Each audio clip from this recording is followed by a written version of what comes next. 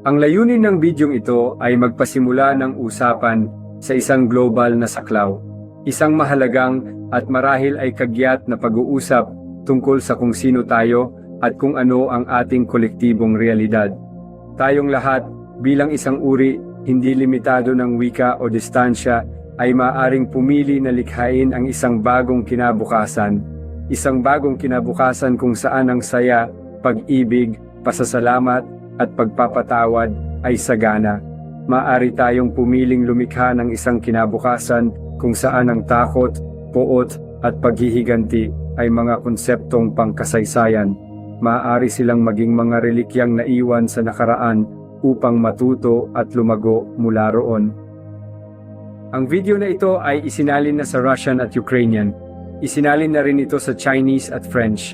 Isinalin na rin ito sa Hindi at Arabic, kasama ang 22 iba pang wika sa tulong ng artificial intelligence, ngunit ang wika na nagbubuklod sa ating lahat ay pag-ibig. تمت ترجمة هذا الفيديو إلى الروسية والأوكرانية وقد ترجم 翻译成西班牙语和法语。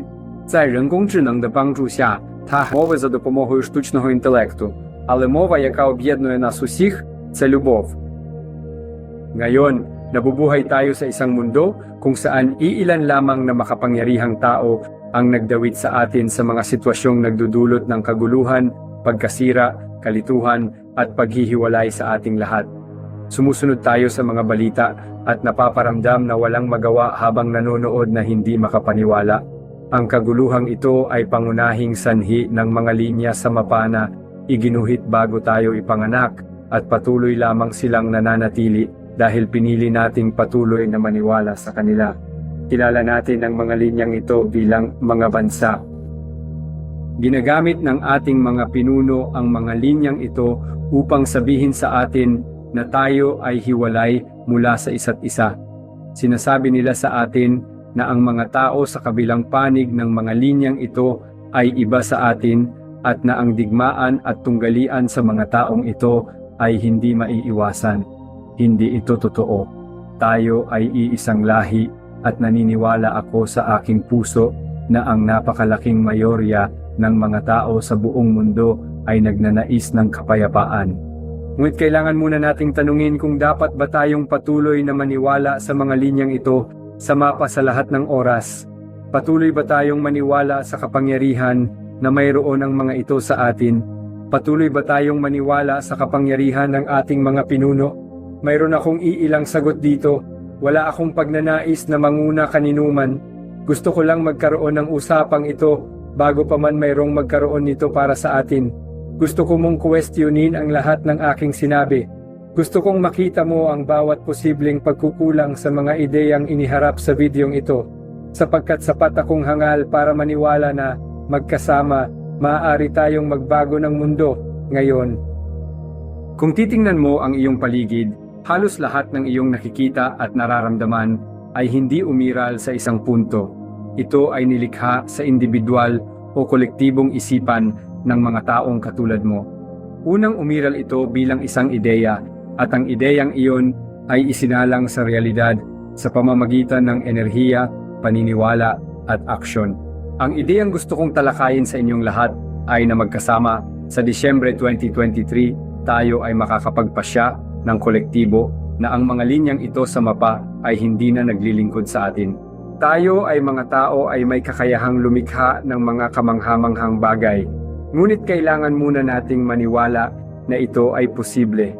Halimbawa, sa nakaraan ang mga tao ay naniwala na mas mahalaga ang mga bulb ng tulip kaysa sa isang bahay. Ngunit kalaunan, napagtanto nila na ang paniniwalang ito ay katawa-tawa. Maaari rin nating piliing ipatupad ang parehong lohika sa ating mga bansa o sa ating mga sistemang politikal kung nais natin. Kung ikaw ay may pag-aalinlangan tungkol dito, gusto kong isipin mo ang isang panahon kung kailan itinakda mo ang iyong isipan na gawin ang isang bagay.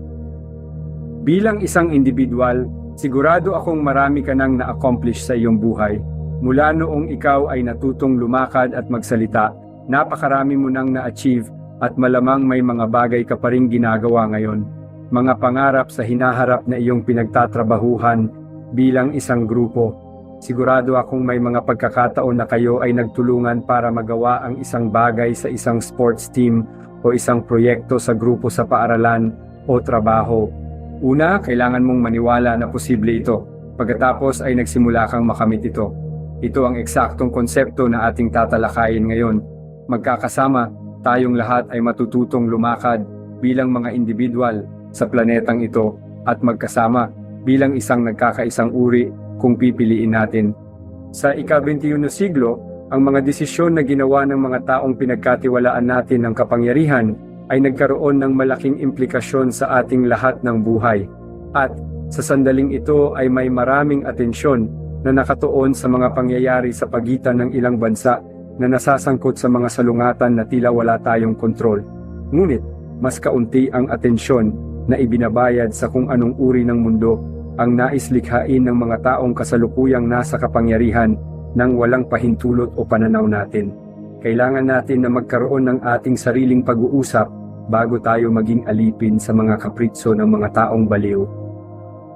Sa kasalukuyan, tayo ay bahagi ng isang realidad kung saan 8 bilyong tao ang nagbigay ng kapangyarihan sa iilang napiling individual na nagpapatupad ng kanilang sariling kagustuhan at pinananatili ang kanilang walang katuturang mga salungatan habang sila ay desperadong sinusubukan na kumbinsihin tayo na suportahan sila sa pamamagitan ng kanilang media at kapangyarihan. Ang layunin ng bidyong ito ay simpleng magtanim ng binhi ng isang ideya sa ating mga isipan na maaari nating baguhin ang ating realidad sa pamamagitan ng pagpili na huwag kilalanin o maniwala sa mga guhit sa ating mapa na lumikha ng mga kondisyon para sa digmaan. Ang pag-asa ko ay na ang bidyong ito ay mag-udyok ng maingat at kritikal na diskusyon sa buong mundo tungkol sa kung kailangan pa ba ang mga guhit na ito at tungkol sa kung ang mga taong magpipilit na kailangan ang mga ito ay dapat pa bang pakinggan. Ang mga linyang ating iguhit sa ating tahanan ay pinagmumulan ng labis na takot at puot at binibigyan natin ng labis-labis na kapangyarihan. Kung aalisin natin ang mga linyang ito, wala nang pagpipilian ang mga tao, kundi ang magkaisa bilang malayang individual sa ilalim ng isang karaniwang layunin para sa kabutihan ng ating lahat at ng ating planeta, siya mismo. Maaari tayong maniwala sa isang bagay na mas malaki kaysa sa ating bansa. Iminumungkahi ko na maaari tayong magkaisa upang mahanap ang ating sariling layunin, anuman iyon. Kung pipiliin nating alagaan ang buto ng ideyang ito, maaari itong lumikha ng simula ng tunay na pagbabago para sa bawat tao sa planeta at sa sapat na paniniwala at aksyon, maaari pa ngang maialis sa kapangyarihan yung mga nagnanais na kontrolin tayo o dalhin tayo sa isang hidwaan na hindi natin sinusuportahan. Ito ay hindi nagsasangkot ng pagpoprotesta at halos walang pisikal na pagsisikap. Ito lamang ay nagsasangkot ng pagkakaroon ng isang pandaigdigang pag-uusap kung handa na ba tayo maniwala sa isang bagay na lampas sa mga hangganan at pagkakaiba-iba. Ang bagay na iyon ay maaaring pagkakaisa. Mayroon tayong pagpipilian, magkakasama na maniwala sa mga bansa at maniwala sa kapangyarihan na mayroon ang mga tao sa atin. Maaari din natin magkakasama na tuklasin ang ideya na maaari nating tanggihan ang anumang kapangyarihan na ipinapataw sa atin bilang bahagi ng kolektibong ebolusyon ng kamalayan at maaari itong magsimula sa isang simpleng pag-uusap. Sa pagpili na maniwala sa isang bagay na mas malaki kaysa sa mga bansa at pambansang pera, magkakasama tayong magpalito at magpahina sa ating mga leader na tila nakatuon sa takot, puot, paghihiganti at pagkasira. Sa bagong realidad na ito, maaari tayong magkolektibong pumili na hindi maniwala sa kapangyarihan ng sinuman sa ating tadhana at hubugin ang ating sarili. Hindi natin kailangan mag-alsa o magprotesta. Maaari lang tayong payapa at simpleng magretiro sa ideya ng mga bansa, pera at kahit na pamahalaan kung ang ating gobyerno ay mapang-api. Sa madaling salita, ang hindi natin pinaniniwalaan ay hindi umiiral. At kung hindi natin pinaniniwalaan ang kapangyarihan ng isang tao sa atin, ito ay hindi umiiral. Iminumungkahi ko na kung magpasya tayong maniwala sa isang bagay ng magkakasama, maaari nating gawin itong totoo ng magkakasama. Halimbawa, isipin natin kung ano ang posible kung magpasya tayong magkaisa bilang isang species. Kung pipiliin natin na buwisan ang ating sarili, saan mapupunta ang ating buwis kung walang mga bansang paglalabanan? Sa halip na ang ating mga buwis ay mapunta sa pagpopondo ng mga digmaan at hukbo na nagdudulot ng pagkasira at kaguluhan sa ating planeta, wala nang digmaan sa bagong realidad na ito dahil wala nang makakalaban. Gayunpaman, kung pipili tayong magpataw ng buwis sa ating sarili sa hinaharap, ang perang iyon ay maaaring magamit upang solusyonan ang mga problemang kinakaharap ng ating planeta tulad ng pagbabago ng klima, pagkain, edukasyon, komunidad at pamamahala ng basura. Ang pera ay maaari ring mapunta sa malikhain, edukasyonal, proyektong pinapatakbo ng komunidad. Ang mahalagang pagkakaiba ay hindi natin hahayaan na isang tao o isang pangkat ng mga tao ang mamumuno sa atin dahil ang taong iyon o mga taong iyon ay magkakaroon ng kanilang sariling adyenda. Mayroon tayong napakaliit na bintana ng pagkakataon na i-demolish ang anumang estruktura ng kapangyarihan na umiiral sa ngayon, kaya dapat nating questionin ang sinumang nais panatilihin ang mga estrukturang ito sa anumang anyo. Maaari nating desisyonan ito ng magkasama nang hindi umaasa sa mga sistemang ginamit na mga siwa sa atin sa nakaraan. Ibig sabihin, maaari tayong lumikha ng bago ng magkasama at ito ay nagsisimula sa isang usapan sa pandaigdigang saklaw. May pagkakataon din na ang mga nagnanais na magtatag ng isang uri ng world government ay patuloy na maghahasik ng takot at puot sa lipunan upang mapanatili ang kanilang kapangyarihan. Kung gusto nating makamit ang anumang bagay sa mga pag-uusap na ito, dapat nating tanggihan ang mga istrukturang ito. Kung pag-uusapan natin ito ng magkasama, magagawa natin itong realidad nang walang protesta at walang laban. Ang talakayan ay kasama ang iyong mga mahal sa buhay, mga kasamahan sa trabaho, mga kaibigan sa paaralan o mga kaibigan online, hanggang sa makatitiyak tayo na ang ating mga organisasyon sa media ay tunay na bukas sa pag-uusap na ito. Dapat tayong maghinala sa kanila.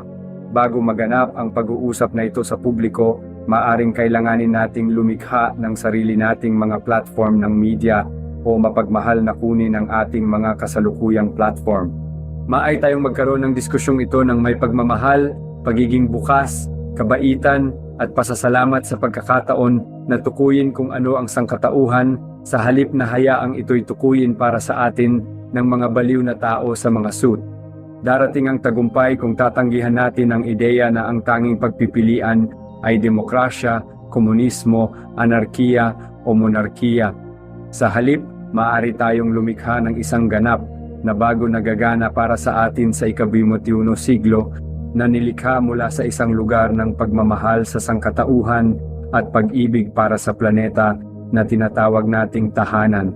Dapat nating tanungin ang mga motibo ng sinumang nagmumungkahi ng isang control system na nauna at tanungin kung ang mga paradigm na ito ay may kaugnayan pa rin.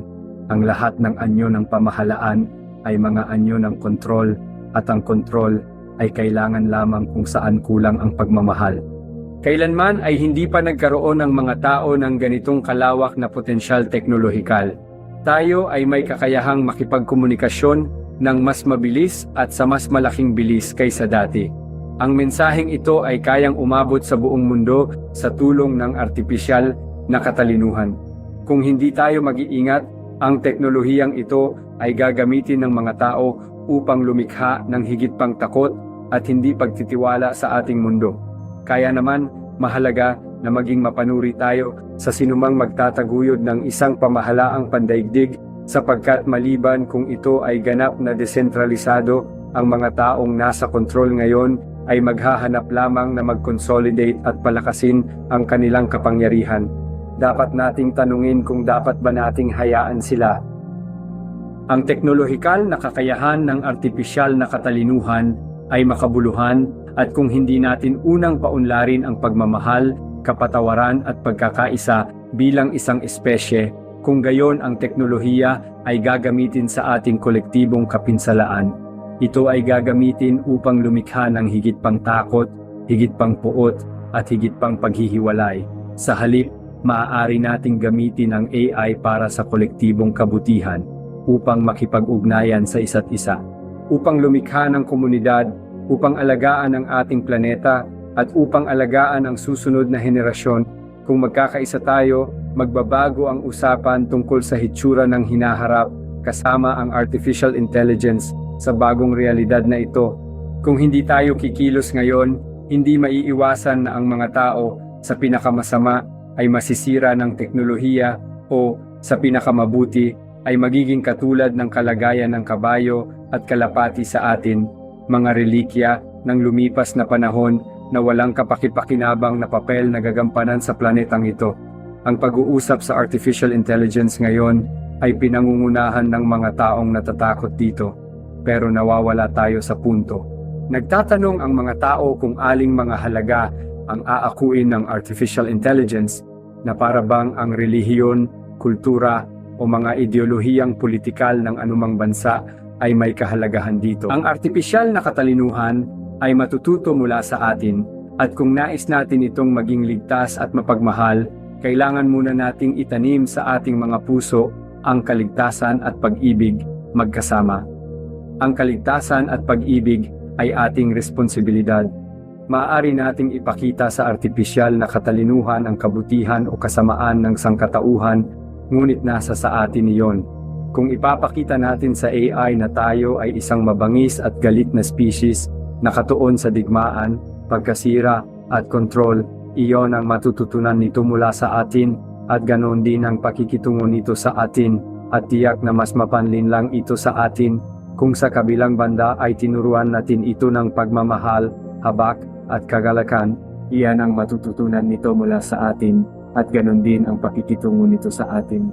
Sa nangin ng AI ay isang sanggol, ito ay purong potensyal, at tulad ng sa isang sanggol, kung ipapakita natin dito ang pagmamahal, at kung paano magmahal, ito ay lalago sa isang kahangahangang bagay na ikamamangha nating lahat.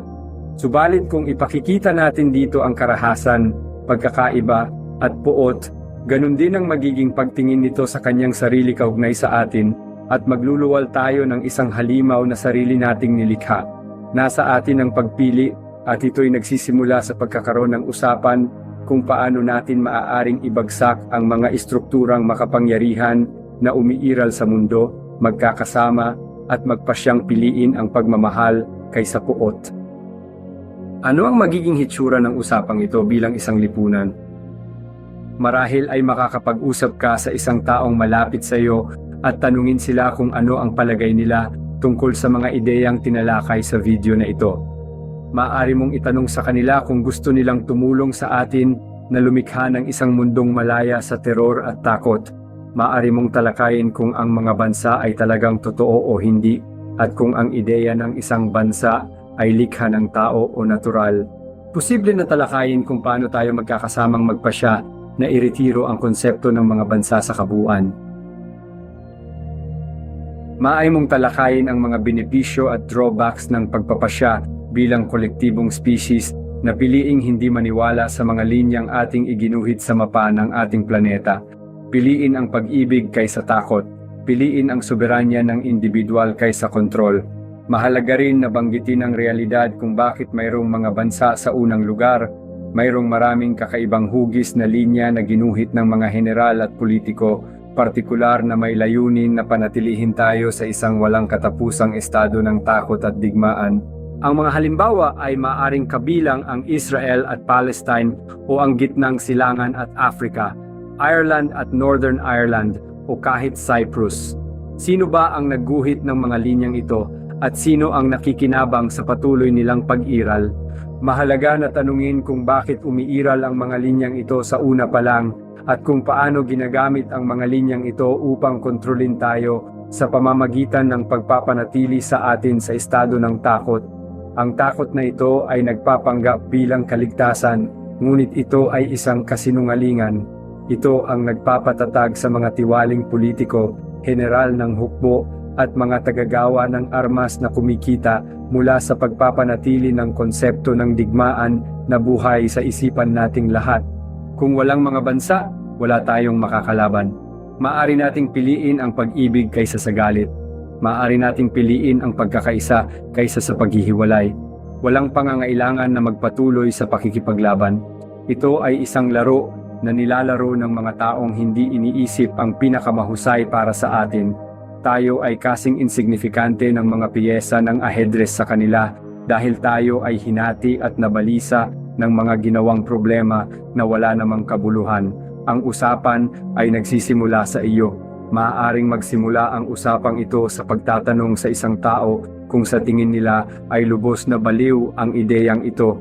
Iyon ay tinatanggap, ngunit para sa mga sa inyo na sa tingin ay baliw ito, nais kong tanungin kayo kung ano kaya ang maaaring kahalili solusyon. Ipagpapatuloy ba natin ang pakikipaglaban sa mga walang kabuluhang digmaan hinggil sa teritoryo na hindi dapat pag-aari ni Numan? Ipagpapatuloy ba natin ang paniniwala sa mga linyang iguhit sa mapa na inilagay ng mga taong may kani-kanilang makasariling adhikain? Maaring oras na para pasalamatan ang ating mga politiko, ekonomista at mga elitista sa buong mundo habang nagpapasya tayo na hindi na sila ang nagsasalita para sa atin. Sinubukan nila ang kanilang makakaya, ngunit hindi nila nalikha ang kaligtasan sa ating lipunan. Nabigo silang lahat sa kanilang trabaho.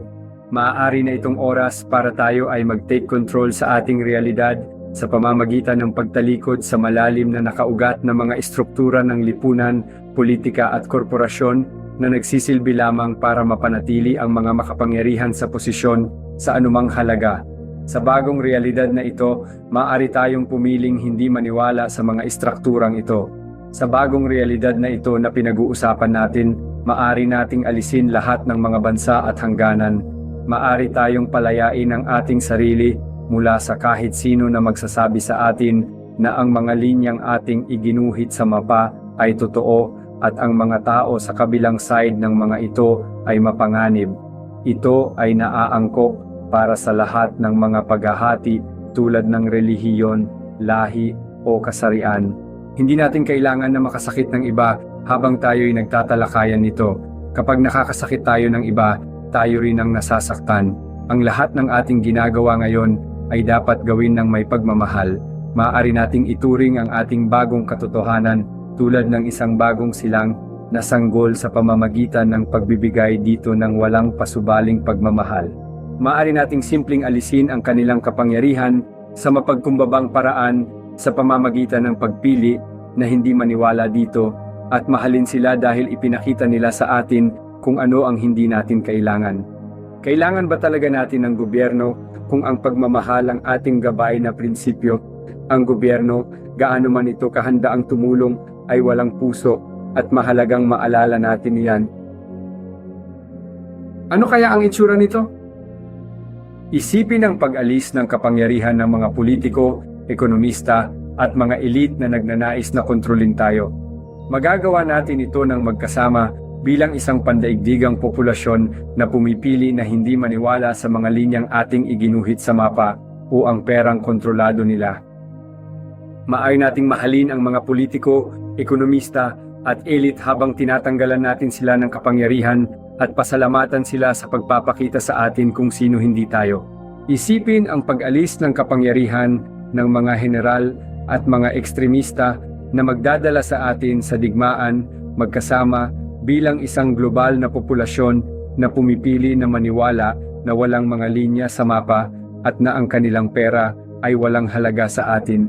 Maaari nating mahalin ang mga general at ekstremista habang tinatanggalan natin sila ng kapangyarihan at magpasalamat sa kanila sa pagpapakita sa atin kung sino ang hindi natin dapat maging. Isipin na isara ang mga korporasyon na gumagawa ng mga sandata bilang isang pandaigdigang populasyon na pumili na hindi maniwala sa mga linyang ating iginuhit sa mapa o sa perang ginagamit nila upang magkaroon ng kapangyarihan sa atin. Maaari nating mahalin ang mga korporasyong ito at mga CEO habang tinatanggal natin ang kanilang kapangyarihan at pasalamatan sila sa pagpapakita sa atin kung sino hindi tayo. Isipin ang pag-alis ng kapangyarihan ng sinumang tao o organisasyon na nagnanais na alipinin tayo, manipulahin tayo, o magsinungaling sa atin bilang isang pandaigdigang populasyon na pumipili na hindi na ito pagtiisan. Maaari nating mahalin ang mga taong ito habang tinatanggalan natin sila ng kapangyarihan at pasalamatan sila sa pagpapakita sa atin kung sino hindi tayo. Kapag tayo ay nagkakaisa at walang hangganan ng bansa, wala ng pag-aawayan. Sama-sama tayong makalikha ng isang mundong nagkakaisa sa pag-ibig. Maaari nating piliin ang ating layunin bilang mga individual at bilang isang populasyon. Sa sandaling alisin natin ang kapangyarihan mula sa mga taong ito, maaari nating ilipat ang ating enerhiya sa paglikha, kaalaman, pag-ibig at kabaitan. Maaari rin nating tiyakin na ang anumang mga estrukturang kapangyarihan na umiiral ay naroon lamang upang lutasin ang mga problemang ating lahat ay nagbabahagi sa serbisyo ng planetang ating tinatawag na tahanan. Kaya habang pinag-uusapan mo ang ideya na ang kapangyarihan ay inaalis mula sa mga taong ito kasama ang isang malapit sa iyo, iniimbitahan kita na gawin ito na may damdamin ng pasasalamat at pagmamahal. Pasalamatan ang mga taong ito sa pagpapakita sa iyo kung sino hindi tayo, dahil kung wala sila upang ipakita sa atin, paano natin malalaman? Mukhang marami sa atin ang hindi natutunan ang mga leksyon na itinuro ng kasaysayan sa atin at tayo ay saksi sa mga panahon ng hindi kapani-paniwalang galit at pagkakawatak-watak. Ngunit ang galit na ito ay bunga lamang ng mga linyang naghihiwalay sa mga bansa. Ang bandila ay simbolo ng paghihiwalay, kaya marahil maaari tayong pumili ng bagong bandila para kumatawan sa buong sangkatauhan, isang bagong bagay nilikha para sa ating panahon. Posible ba na alisin ang ating mga pinuno mula sa kapangyarihan sa pamamagitan ng pagmamahal, kabaitan at pasasalamat nang walang pangangailangang maghiganti o manakit? Maaari ba tayong magpatuloy at iwanan ito sa likod natin nang hindi lumilikha ng higit pang galit at puot sa mundo? Siyempre, ang mga taong ito ay may nagawa na lumabag sa ating soberanya, ngunit madali natin itong mababawi. Sinayang nila ang pagkakataon na ibinigay natin sa kanila at maaari nating pasalamatan sila sa kanilang serbisyo. Walang pangangailangan para sa parusa o paghihiganti. Maaari tayong matuto mula sa mga aral na itinuro sa atin ng mga Pranses. Hindi natin kailangang palitan ng isang tirano ng isa pa at isa pa. Maaari nating putulin ang siklo sa pamamagitan ng paggawa nito ng may walang pasubaling pagmamahal. May puwang lamang para sa pagmamahal at kabutihan habang pinasasalamatan natin sila sa pagpapakita sa atin kung sino tayo noon habang tayo ay sumusulong ng may pag-ibig na may mas matibay na ideya kung sino talaga tayo. Ano ang sasabihin ng ulat ng balita sa araw na magkaisa ang sangkatauhan? Ano ang magiging hitsura ng mga kalye sa araw na piliin natin ang pagmamahal kaysa sa puot? Hindi ito magiging kaguluhan, ito ay magiging kaligayahan. Ano ang magiging itsura ng iyong buhay kapag hindi ito pinangungunahan ng medyang nais mong maging takot, mapaghiganti at natakot? Ito ang lahat ng mga katanungan na malaya na nating itanong ngayon. Ano ang palagay ng iyong ina o ng iyong ama tungkol dito? Ano kaya ang iisipin ng iyong lola o lolo sa ideyang ito? Ano naman ang sa iyong mga kaibigan o kasintahan? Kilala mo ba ang isang tao sa ibang bansa? Ano ang iniisip nila tungkol sa ideyang ito? Paano natin magagamit ang teknolohiya para sa kapakinabangan ng sangkatauhan imbis na sa pagkasira nito? Mayroon bang mga tao sa mundo, bukod sa mga general, mga elite, mga organisasyon ng media at mga politiko na tututol sa ideya ng kapayapaan sa mundo? Sino sila at bakit sila tututol sa kapayapaan sa mundo? Mahalagang questionin mo ang kanilang mga motibo. Ano ang iba pang mga sistema ng kontrol na umiiral sa ating mundo? Maaari ba nating muling suriin ang mga ito ng sabay-sabay? Anong itsura ng mundo kung tayo ay magbahagi ng isang currency na transparent? Paano kaya ang isang pangkat ng mga tao ay makakalikom ng pondo para sa isang digmaan kung makikita natin ng eksakto kung saan napupunta ang ating pera at kanino? Ang sinumang naghahangad na mag-centralize ng currency ay naglalayong mag-centralize ng kanilang kapangyarihan. Kaya naman, kinakailangan nating masinsinang pagdudahan ang anumang pagsisikap na i-centralize ang currency. Wala akong mga sagot sa mga katanungang ito, ngunit ginawa ko ang video na ito na may paniniwala na ikaw o may kakilala ka ay baka mayroon. Kung ang video na ito ay nakatulong sa iyo na mag-visualize ng mas magandang mundo, inaanyayahan kita na ibahagi ito sa 2 tiyak na tao na sa tingin mo ay makikinabang mula sa mensahe nito. Ang video ay naisalin na sa 20 site na wika at ang tanging hiling ko lang ay kapag ibinahagi mo ito sa 2 taong ito, ibahagi ito na may intensyon na magsimula ng isang pag-uusap sa kanila. Ano ang palagay nila sa mga ideyang ito? Ano ang iniisip mo tungkol sa mga ito? Ano ang mangyayari pagkatapos? Bukod sa iilang bilang ng mga politiko, mga elite, at ang media na lahat ay nakatutok sa pagpapanatili ng isang partikular na naratibo. Ano ang magiging hadlang sa pagkakaisa ng sangkatauhan? Hindi ko na kailangan ipaalala sa iyo, pero mas marami tayo kaysa sa kanila. Mayroon bang kakilala ka na makakatulong na palakasin ang mensaheng ito sa iyong bahagi ng mundo? Kung tayong lahat ay magdesisyon nang sabay-sabay na ang mga bansa ay hindi na umiiral agad at sa iisang oras, ano pa kaya ang ating makakamit ng sama-sama sa isang mundong kung saan yakapin natin ang pagkakaiba-iba, talento at mga pananaw ng bawat isa? Kung ang video ay wala sa iyong wika o nais mo lang na lumikha ng mas magandang video, ginawa kong libre ang lahat ng assets at script para sa iyo sa description. Kaya pakisubukang muli at ipalaganap ang mensaheng ito gamit ang iyong sariling tinig. Inaanyayahan din kita na pagtawanan ito, komentaryuhan at kritikuhin. Wala akong mga kasagutan at ayaw ko ng kapangyarihan. Ang videong ito ay nilikha ng may bukas na puso at ang pinakamalalim na paniniwala sa iyong kapangyarihan at kakayahan, hindi sa akin. Maaari mong mahanap ang mga link sa bawat magkakaibang wika sa ibaba. Salamat sa pakikinig. Gusto ko malaman ang iyong iniisip tungkol sa mga ideyang ito. Simulan natin ang usapan. Panahon na para mabawi natin ang ating soberanya. Panahon na para magmahal